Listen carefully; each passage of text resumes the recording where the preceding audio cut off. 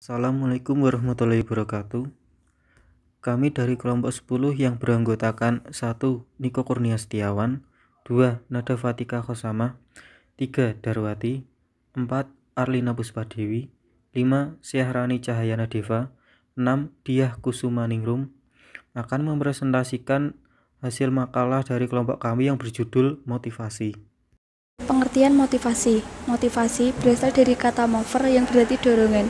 Motivasi dalam manajemen hanya ditujukan pada sumber daya manusia umumnya dan bawahan khususnya.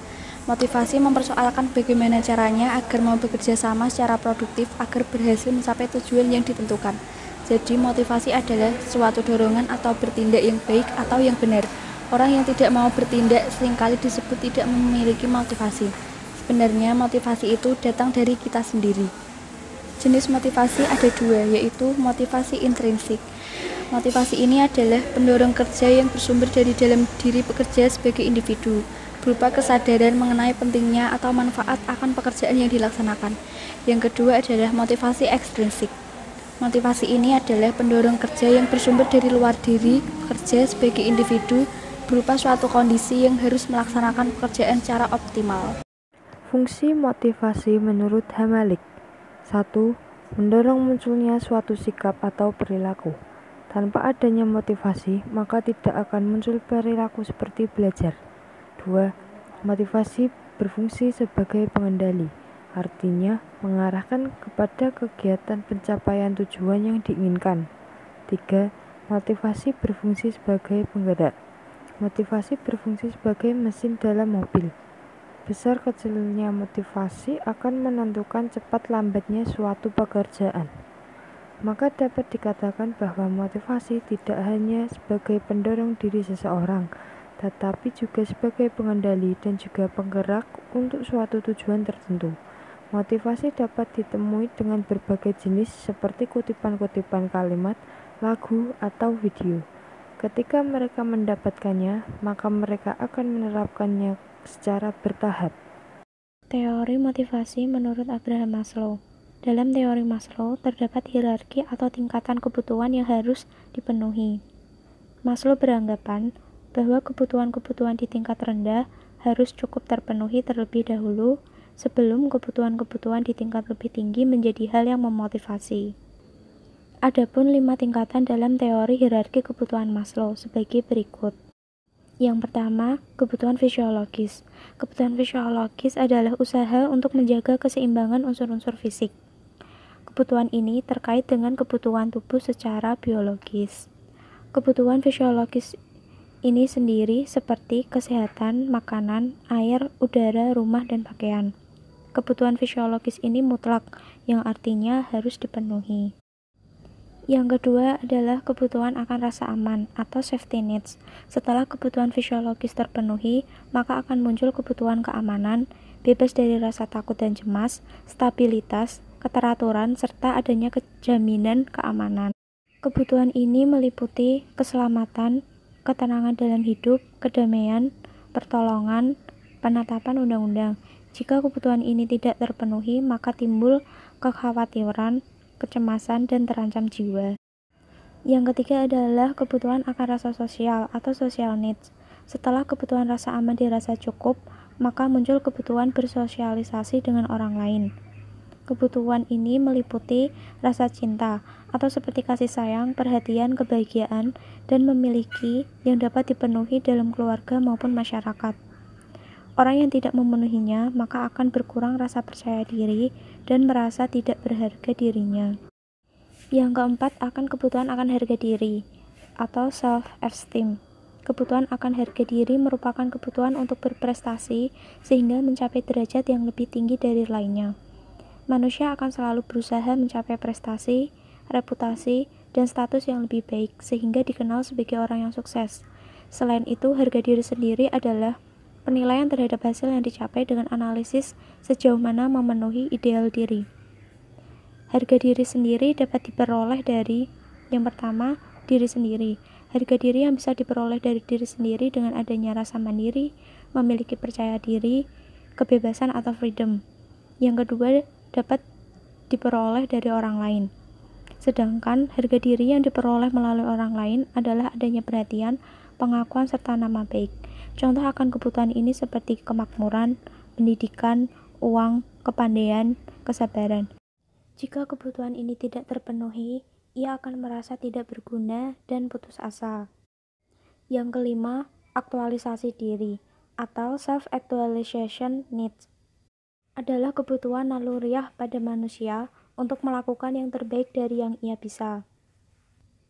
Ketika manusia bisa memenuhi keempat kebutuhan sebelumnya, ia akan menjadi pribadi yang matang dan penuh potensi kebaikan yang mampu ia tularkan kepada orang lain. Jika ada orang yang tidak memenuhinya, maka ia akan menjadi pribadi yang memiliki sikap apatis, merasa bosan, putus asa, kehilangan selera atau semangat dalam hidup, merasa keterasingan, mementingkan diri sendiri, dan tidak memiliki rasa humor dalam dirinya. Dalam kebutuhan akan aktualisasi diri, sulit membuktikan atau menguji secara ilmiah tentang kebutuhan ini. Dalam teori kebutuhan Maslow, adanya kekurangan, yaitu tidak adanya kebutuhan spiritual yang seharusnya menjadi kebutuhan yang penting karena pada dasarnya manusia harus tetap tahu tentang agama dan kepercayaannya untuk menjalankan apa yang diperintahkan dalam agama atau kepercayaan yang dianutnya. Dan juga tidak adanya kebutuhan jasmani serta rohani, karena kebutuhan tersebut akan selalu berhubungan dan selalu seimbang di antara kebutuhan tersebut. Teori Victor atau teori harapan.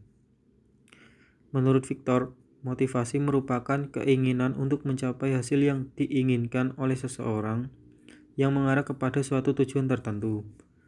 Maka, ketika seorang menginginkan sesuatu, ia akan berusaha keras untuk mencapainya. Istilah sederhananya, teori harapan yaitu jika seseorang menginginkan sesuatu tujuan dan ada peluang untuk tujuan tersebut, maka ia akan bersikeras untuk mendapatkannya. Sebaliknya, jika tidak ada harapan untuk dicapai, maka motivasinya untuk berusaha menjadi kecil.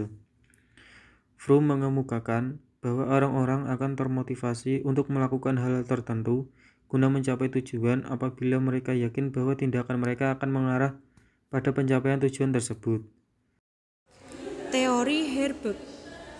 Teori ini berkembang pada tahun 1923 sampai dengan tahun 2000. Herbert mengemukakan teori motivasi berdasar teori dua faktor, yaitu faktor hygiene dan motivator. 1. Faktor hygiene. Faktor hygiene adalah faktor yang membuat karyawan puas namun tidak menimbulkan efek motivasi. Apabila faktor ini tidak terpenuhi, maka hal ini dapat membuat tim kecewa dan menurunkan motivasi. Kedua, faktor motivator. Faktor ini mempengaruhi motivasi seseorang. Dalam teori Herbert ini adalah motivator. Ketika seseorang bekerja, maka orang tersebut akan membutuhkan dorongan agar mereka bisa terus termotivasi dan bekerja dengan lebih keras. Tips pendorong motivasi. 1. Tanamkan pada pikiran diri kita untuk selalu berpikir positif.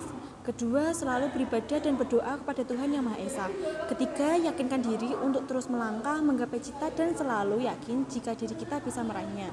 Keempat, tetapkanlah terlebih dahulu tujuan atau cita-cita yang akan diraih. Kelima, bangun pendirian yang teguh dengan percaya diri akan apa yang akan kita lakukan. Keenam, kurangi bila perlu hilangkan rasa takut akan adanya kegagalan yang terjadi. Ketujuh, keluar dari zona nyaman kita dengan berani mencoba hal-hal yang baru.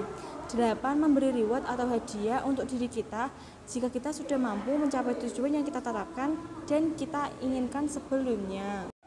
Tujuan motivasi. Secara umum dapat dikatakan bahwa tujuan motivasi adalah untuk menggerakkan atau menggugah seseorang agar timbul keinginan dan kemauannya untuk melakukan sesuatu sehingga dapat memperoleh hasil atau mencapai tujuan tertentu. Bagi seorang manajer, tujuan motivasi adalah untuk menggerakkan pegawai atau bawahan dalam usaha meningkatkan prestasi kerjanya sehingga tercapai tujuan organisasi yang dipimpinnya. Tujuan motivasi memegang peranan yang sangat penting dalam sebuah organisasi. Dengan adanya motivasi kerja, diprediksi akan menambah energi pada sebuah pekerjaan. Menurut Hasibuan 2005, ada beberapa tujuan pemberian motivasi, yaitu mendorong gairah dan semangat kerja karyawan, meningkatkan moral dan kepuasan kerja karyawan, meningkatkan produktivitas kerja karyawan, mempertahankan loyalitas dan kestabilan karyawan, meningkatkan kedisiplinan dan menurunkan tingkat absensi karyawan, mengefektifkan pengadaan karyawan, menciptakan suasana dan hubungan kerja yang baik, meningkatkan kreativitas dan partisipasi karyawan, meningkatkan tingkat kesejahteraan karyawan, dan mempertinggi rasa tanggung jawab karyawan. Menurut Sofiandi 2008 bahwa tujuan-tujuan dari motivasi antara lain adalah sebagai berikut.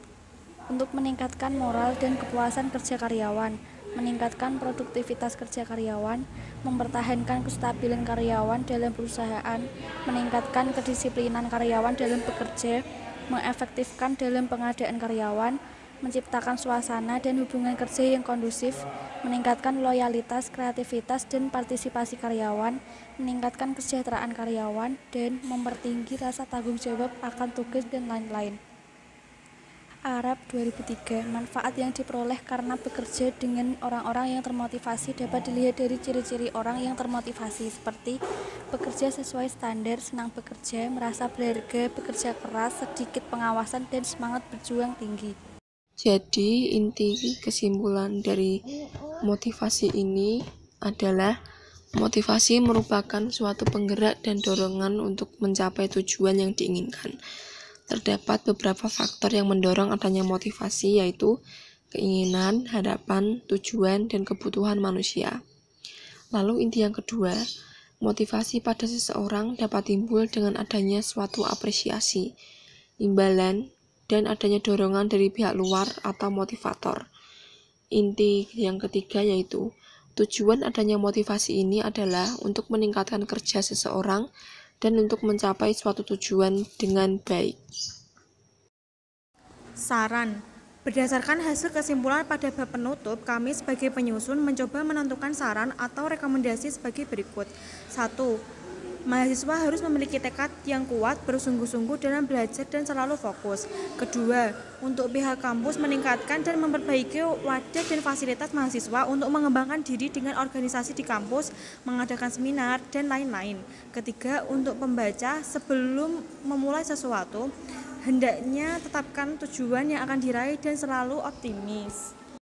Sekian presentasi dari kelompok kami. Apabila ada salah kata maupun pengucapan kata mohon dimaafkan. Wassalamualaikum warahmatullahi wabarakatuh.